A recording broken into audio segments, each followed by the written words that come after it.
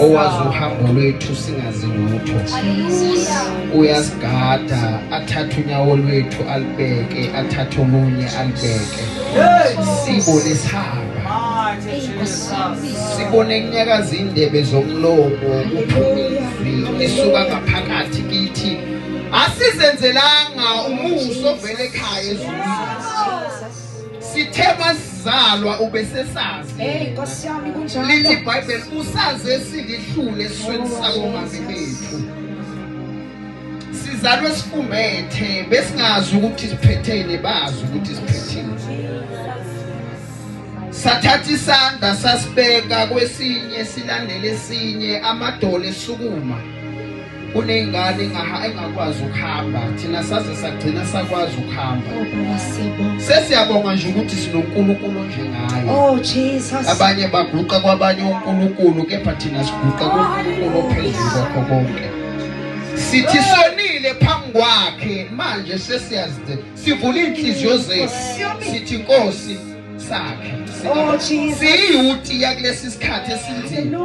Siyafisa ukusondelana nawe, siyafisa ukwakhwa inhliziyo zethu zakhiwe, ngoba ayikho into esiyokuyamukela singakhiwe, ayikho into esiyokuyithola ibe ngeyethu uma singakhiwe.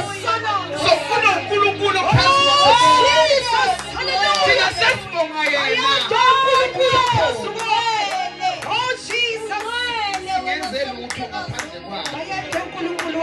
Uma bemthopha abanye bathi uNkulunkulu ezulwini, ebe uNkulunkulu emhlabeni. Haleluya. Basebathi nasemanzini phansi komhlaba. Manje sesingayaphi? Ningasayeka. Jesus. Uyena impela, yabona leli mkhoza uyena, ningasayeka bazalwane.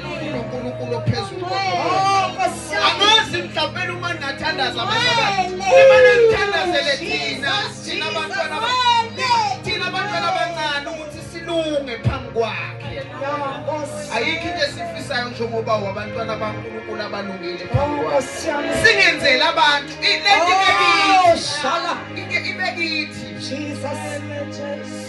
uNkulunkulu ophezulu kwakho.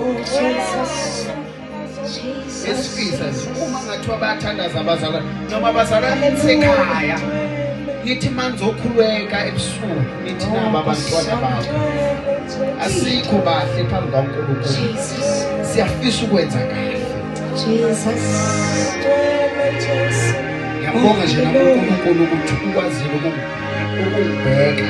Bazalwane, kuke kwenzeka ngelinye ilanga ngangigula. So sasigula sonke nje, ngangifuna ugrade 12 ngaleso sikhathi. Sagula sonke ngenxa anganoma into esasidlile noma okwenzakalayo. Kodwa sasidla ubhotshisi bazalwane. Sagula kwaphumelela ngami ungedwa ke. Ngihamba ngena ibhedlela. Ngaze ngathathwa kathiwa ngiyohlinzwa. Yazi uNkulunkulu mayezoziveza ukuthi uNkulunkulu, ngithe ngizongena kule ndawo ngizohlinzwa khona. Sengilindele ukuthi ngiyobekwa la ngizofika ngihlale khona, ngilindele ukuthi ngiyohlinzwa. Wangena imessage efonini nami. Yazi bazalwane, ngangiphatha Jehova incane. Ngangiphatha ifoni evela icishe nje kungenakale lutho. Enganqenje ucishe, ingacharge. Ngalelo langa kodwa yayikhona ilama nje yathi angicishe. Uzongena le message yakho ethi ungavuma ukuhlinzwa, hambe komuntu wesizulu.